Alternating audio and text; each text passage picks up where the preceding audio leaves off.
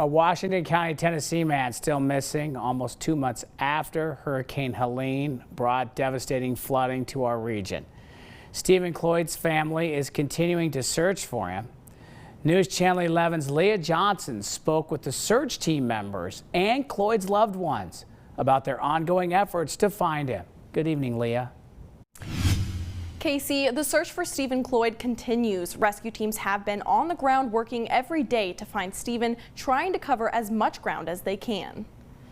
We've been out here about 2 weeks and we've covered about roughly 6 miles. I know 2.8 square miles, but 6 miles total.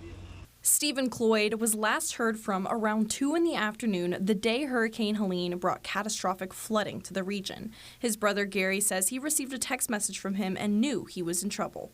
He texted me about 18 minutes after 2 and said the water was coming in the house. Well, I knowed he was in trouble.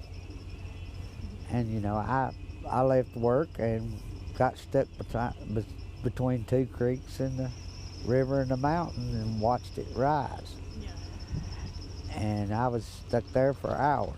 But you know, that's when I knew my brother was in trouble. Steven's car was found covered in mud a third of a mile away from his home in Jonesboro.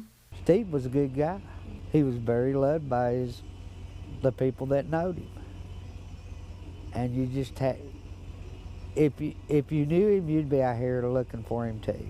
Now, nearly 2 months later, Gary, his family, and a search and rescue team continue looking for Steven.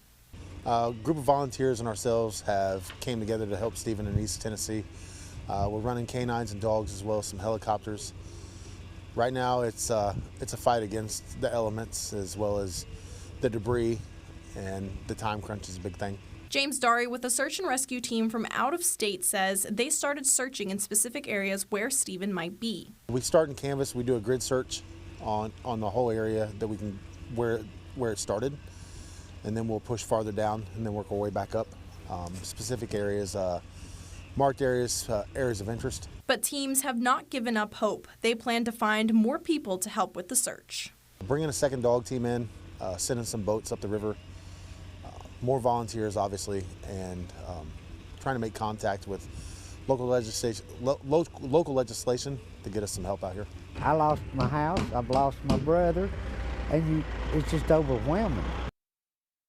A group of around 100 volunteers came out on Sunday to help search for Steven, and those search and rescue efforts will continue.